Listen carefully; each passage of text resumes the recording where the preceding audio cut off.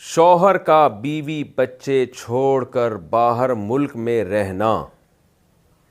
اگر کوئی شخص پاکستان میں خوشحال ہو لیکن پھر وہ اپنے بیوی بچوں کو چھوڑ کر کینیڈا جانا چاہتا ہے اور وہاں سے 5 سال بعد واپس آئے گا اور بیوی اس سے اصرار کرے کہ تم میرے پاس رہو، تو شوہر پر بیوی کی بات کو سننا کس حد تک ضروری ہوگا؟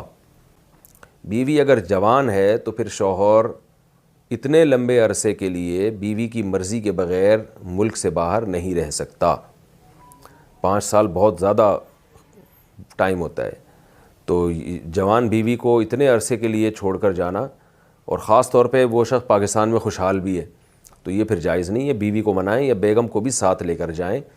اللہ تعالیٰ نے قرآن مجید میں جب رشتوں کا تذکرہ کیا ہے نا، تو باپ کو باپ کہا، جیسے قرآن میں آتا ہے یوم یفر المرء من اخیہ، فرمایا قیامت کے دن انسان اپنے بھائی سے دور بھاگے گا۔ قیامت کی ہولناکیوں کا ایسا منظر ہوگا کہ انسان اپنے بھائی سے دور بھاگے گا، تو بھائی کو اللہ نے بھائی ہی کہا ہے۔ وَأُمِّهِ وَأَبِيهِ، اپنی ماں سے دور بھاگے گا اور اپنے باپ سے، تو اماں کو بھی اللہ نے اماں ہی کہا ہے، ابا کو بھی ابا ہی کہا ہے۔ لیکن جہاں بیوی کی باری آئی تو بیوی کو زوجہ کہتے ہیں، لیکن قرآن کیا کہہ رہا ہے؟ وَصَاحِبَتِهِ، اور اپنی صاحبہ سے بھی دور بھاگے گا، یعنی بیوی کو اللہ نے صاحبہ کہا ہے۔ صاحب کسے کہتے ہیں؟ صحبت سے نکلا ہے، آپ کے ساتھ رہنے والی۔ تو اس سے پتہ چلتا ہے کہ یہ وہ رشتہ اللہ نے بنایا ہے کہ آپ کا جب کسی خاتون سے نکاح ہو گیا، شادی ہو گئی، تو وہ صاحبہ بن گئی۔ صاحبہ کا مطلب صحبہ یصحب صحبتاً کا معنی ساتھ رہنا۔ اب وہ آپ کے ساتھ پھلترو کی طرح چپک گئی ہے زندگی بھر کے لیے۔ اب آپ جہاں جہاں جائیں گے وہ آپ کے ساتھ جائے گی۔ پھلترو ہوتا ہے نا قمیض میں چپک جاتا ہے، آپ جتنا بھی یوں کریں، آپ نے دیکھا ہوگا کہ بعض دفعہ دھاگا کوئی لگ جاتا ہے، آپ انسان بیزار آ جاتا ہے، اس کو یہاں سے ہٹاؤ تو ہاتھ پہ لگ گیا، آپ نے اس ہاتھ سے یوں ہٹایا تو اس ہاتھ پہ لگ گیا، پھر آپ نے یوں کیا تو ادھر لگ گیا۔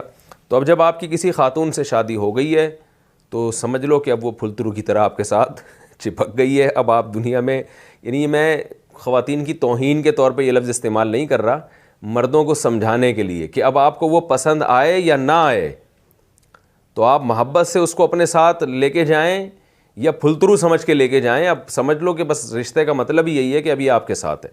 تو اب آپ کو اس کو اتنے لمبے عرصے کے لیے اگر آپ سفر میں جا رہے ہیں تو اس کو ساتھ لے جانا پڑے گا۔ ویسے بھی ایک عورت کے ساتھ ظلم ہے کہ ایک آدمی بیوی یہاں اور 5 سال کینیڈا میں جا کے وہ گزارے، تو میں سمجھتا ہوں کہ یہ کسی بھی خاتون کے ساتھ ایک قسم کی زیادتی ہے، اس کو شوہر کی نعمت سے ہی محروم کر دیا آپ نے۔ تو بہرحال شوہر کی بیوی کی مرضی کے بغیر رہ نہیں سکتا، تو اللہ نے قرآن میں صاحبہ فرمایا کہ ساتھ ہے، تو اب سفر میں بھی ساتھ، حضر میں بھی ساتھ۔ ہاں کبھی وقتی سفر ہوتے ہیں، ادھر ادھر انسان کو ضروری جانا ہوتا ہے، اس میں نہ لے کے جائے، لیکن اتنے لمبے عرصے کے لیے یہ بالکل بھی مناسب نہیں ہے۔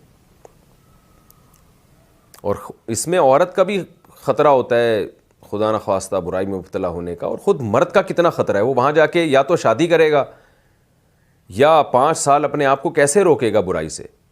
اگر شادی کرتا ہے تو پھر عدل کیسے کرے گا؟ یعنی عدل کا بھی تو مسئلہ ہے نا، دونوں بیویوں میں برابری کرنی ہے۔ 5 سال اس زوجہ کے پاس رہے گا تو اس بیوی کا کیا ہوگا بیچاری کا؟ تو یہ سارے مسائل پہلے سوچنے چاہیے انسان کو۔